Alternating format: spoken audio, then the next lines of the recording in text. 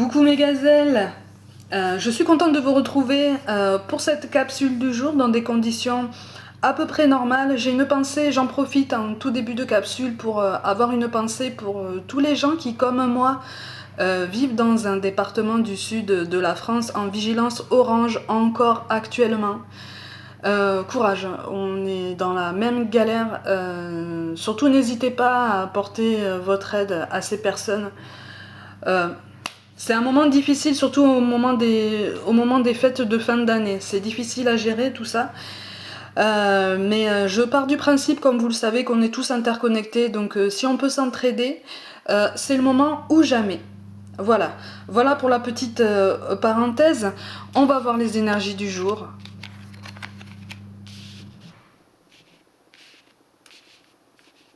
Ok.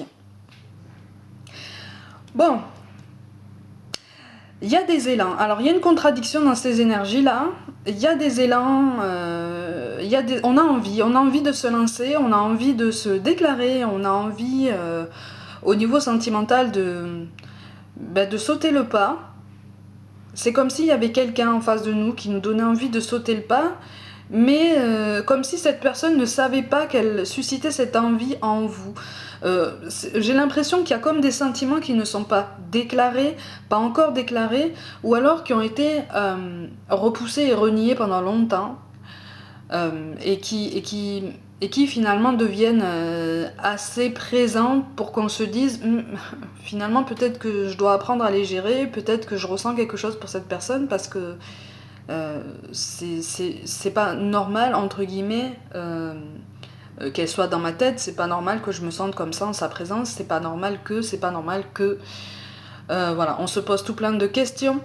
C'est ce que dit en fait la carte de la Vierge dans ce tirage là, c'est qu'on essaye d'analyser la situation parce qu'on se dit c'est pas logique, c'est pas logique, c'est pas logique. On cherche une logique dans des sentiments, on cherche un entendement, on cherche à faire parler le mental, l'ego, pour trouver des liens avec le discours du cœur. Comme vous connaissez l'adage, hein, le cœur a ses raisons, que la raison ignore, et là on est en plein dedans.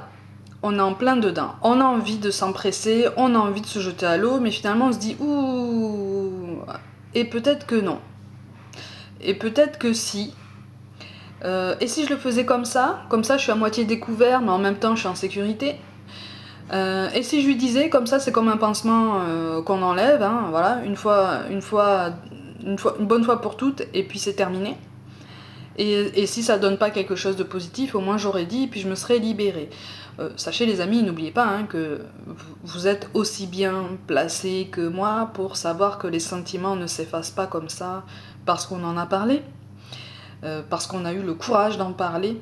Avoir le courage d'en parler, avoir le courage de se dévoiler, c'est déjà un pas énorme, énorme. Avoir le courage de dire ce qu'on a sur le cœur, même quand c'est quelque chose qui fait mal, c'est déjà un pas de géant. Un pas de géant. Il ne faut pas minimiser tout ce qu'on fait et à quel point on peut prendre sur nous, à quel point on est capable de prendre sur nous. C'est pas facile et ça on met du temps à le comprendre. Tous autant que nous sommes, sans exception. Donc là, on a envie de foncer, mais en même temps, on a envie de foncer après avoir analysé la situation. C'est très particulier. On a envie de se lancer, mais voilà quoi. C'est comme quand on saute à l'élastique, on s'assure bien que l'élastique est attaché, hein. Mais là, c'est pareil. Je veux bien sauter, mais bon, il faut que je m'assure des conditions pour rebondir. Donc voilà, c'est ça. Donc il y a une analyse peut-être un petit peu trop poussée de la situation ou de la personne en face de nous, parce qu'on n'a pas envie de se tromper. Hein, c'est ça en fait qui nous fait peur. On n'a pas envie de se tromper, on n'a pas envie de se tromper encore une fois, on n'a pas envie de se dévoiler, à la limite pour rien, j'allais dire. Mais là en fait on nous pousse déjà à accepter d'écouter notre petite voix, accepter les sentiments qui naissent en nous, ou en tout cas accepter les réactions de notre corps, parce qu'on a tous des réactions corporelles. quand on rencontre quelqu'un qui peut nous correspondre ou avec qui on peut déjà partager une partie de notre vie, si ce n'est toute la vie. Il faut laisser la parole à toutes ces sensations et ne pas les interpréter avec le mental.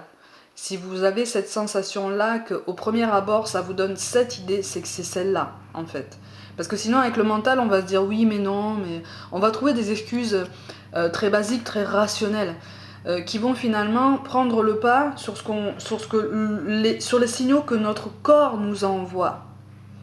Donc on nous parle de pardon. Laisse le passé au passé, éclaircis ton cœur et ton esprit avec la force du pardon. Et oui, ça veut dire qu'on ne doit pas spécialement analyser à outrance une situation ou une personne. Si on a envie de s'ouvrir à elle, on s'ouvre. Si on en ressent le besoin, on le fait. Puisque fuir ne fait pas disparaître les sentiments. Fuir une personne ou une situation qui nécessite quand même que vous donniez des réponses. Je dis vous, c'est une façon de parler. Ça n'efface pas les sentiments, ça n'efface pas les questions. Et même quand on s'efforce de formuler des réponses par nous-mêmes, donc avec nos propres conclusions et donc avec une seule version, ça ne résout pas le problème. Parce qu'on sait au fond de nous qu'on a besoin d'avoir la version de la personne en question. On nous parle aussi de pensée positive. La pensée positive est essentielle pour se créer une vie saine dans l'abondance. Une attitude positive alimentée de pensées et d'objectifs positifs sont les clés du bonheur. Ne t'inquiète pas, reste dans l'amour. Là, on nous pousse à avoir confiance en nous. On nous pousse à nous aimer aussi comme on est, et puis à nous dire, comme je vous disais tout à l'heure, si on a envie de se déclarer, si on a envie de dire quelque chose qui nous pèse sur le cœur, si on a envie d'aller chercher des réponses, on va aller chercher.